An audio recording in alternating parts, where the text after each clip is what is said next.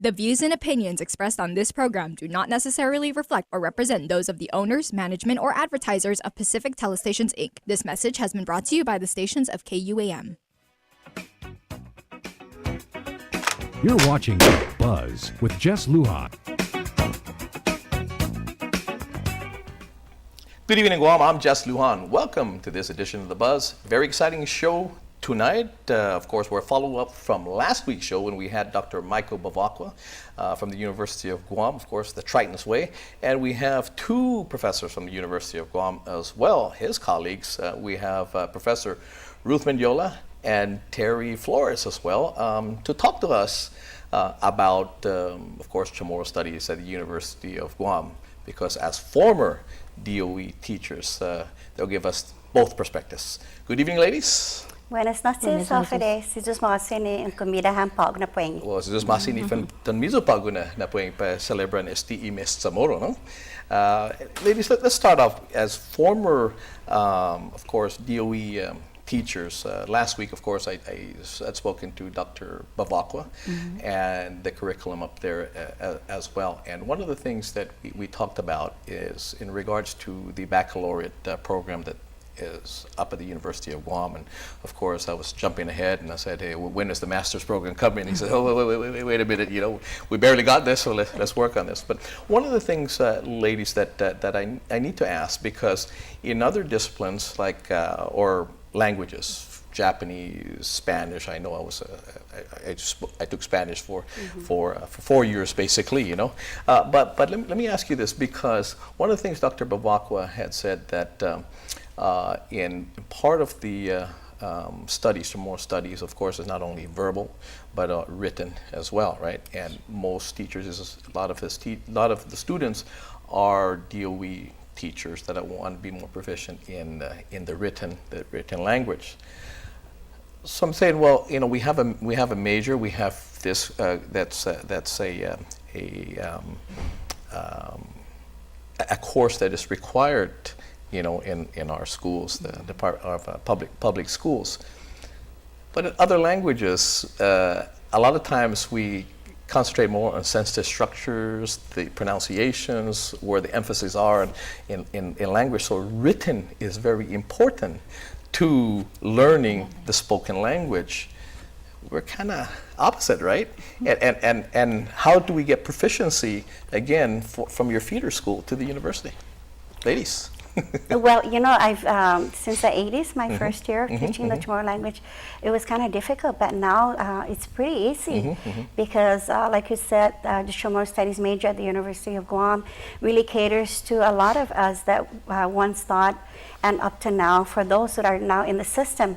So it's really a lot of in it for them, our teachers, and not only our teachers, we also have a lot of the community interest in taking up the Chamorro Studies major, and not just only because they have the passion for what they're going to do for their career, but for themselves as well. Now, no, again, oftentimes, you know, critics will say, well, what does this have to do with the rest of my life? I'm required to take this, and how is it going to enhance my international business major, international law? And so, you know, you have some critics that definitely say it's a waste of time for the field that I may get into. As a former teacher, DOE, and now a professor, what do you say? Well, one of the things that you really have to look at this is that, of course, the interest has to be there first to begin with. And as far as using it, we can use it in a lot of things. You know, when you do go and you take the Chamorro language courses at the University of Guam, and even learning from DOE, the public schools out there, definitely. If you should become a lawyer, for example, learning a language other than English itself definitely will enhance your job.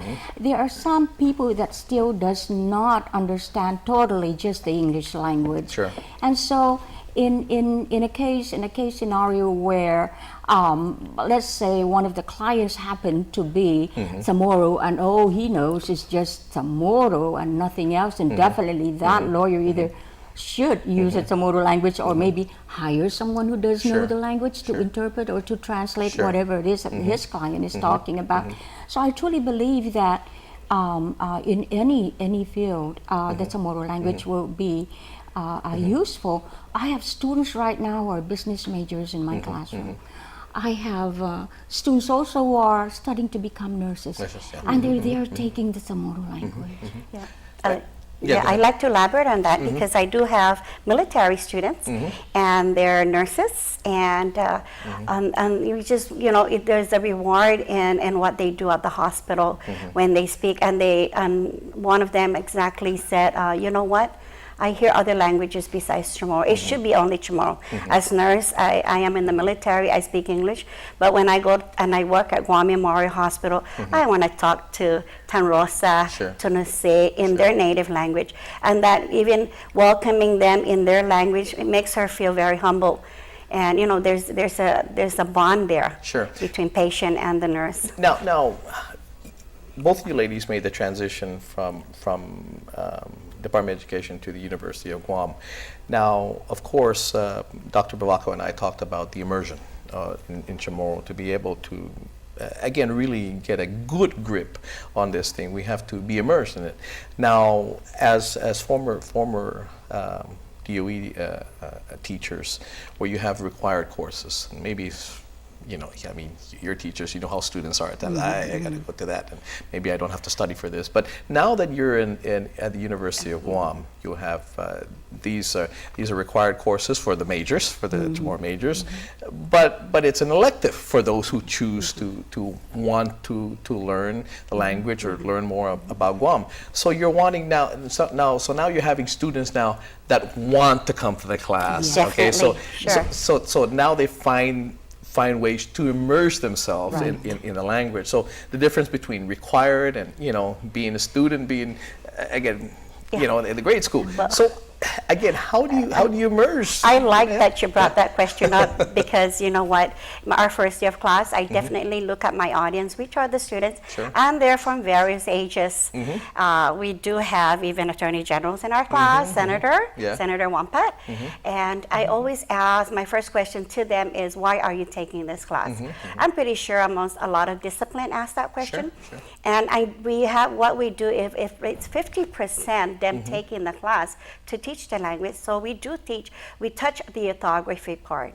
So we cater to our students in the class, and we do a lot of things that if they just want to be there for enrichment, they want to be there to teach the language, they want to be there to learn how to read and write. They may speak it, but not totally know how to read and write.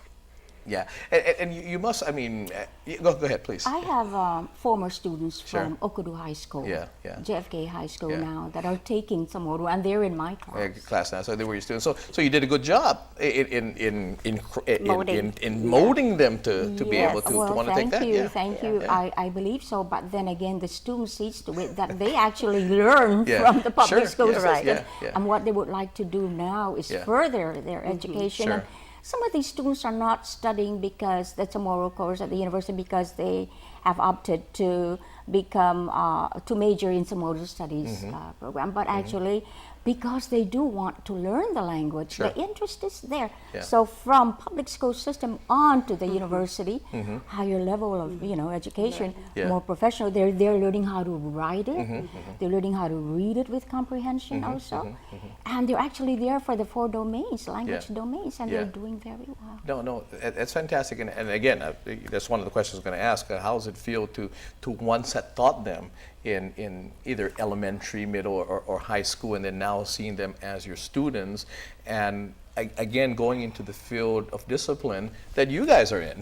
So that must be very rewarding. It's very rewarding. First day when I get to see the students and they look familiar, and I say, oh my goodness, they're here. I just feel so happy about it. It really is a good feeling that they're here. So possibly then I have done something great when I was teaching out there in the public school system. Well, no, that's fantastic. And let's talk a little bit, and we'll probably not have time to talk too much about it until after we come back from the break. But in regards to resurgence, I'm feeling it. I definitely have gotten a lot better in speaking Chamorro once I started doing the Chamorro talk show. And because one of the problems I had before was that when I would speak or spoken to, and for me to respond, and that's not the way you immerse yourself in language, that when I'm spoken to and my reply, I always have to think of what's being said, and I would think in English, and I would respond based on how I would translate that English language into Chamorro. And that's not the way it is, because a lot of times, like again, if you were to translate thank you, literally, thank and you, from English to Chamorro, you couldn't translate, you would never come up with Sizu Usmase. That's right. That's true. And with us, like you said in the beginning earlier in your speech, you said we're backwards. Yeah, definitely. We start with the action first before the noun, or an adjective before a noun. Yeah. Verbs before the noun. Where in the English language they have the noun, the pronoun. There we go. We're going to take a quick break, pay some bills. When we come back, let's talk more about, again, immersion, and whether or not you've seen or you felt the resurgence of Chamorro-ness with your students. Okay? All right. Be right back.